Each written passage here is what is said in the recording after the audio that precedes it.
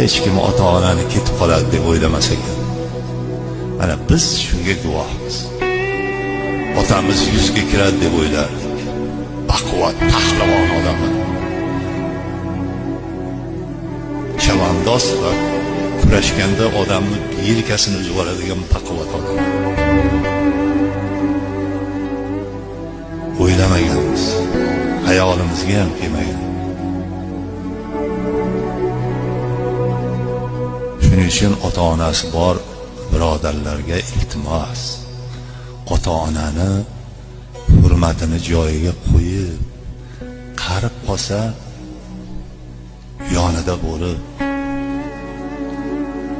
ona qarib qolganda, ota qarib qolganda, endi yashaveradi-da.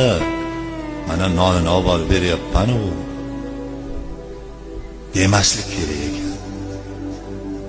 Har kuni iloji bo'lsa bir marta, ikki marta xabar olish kerak.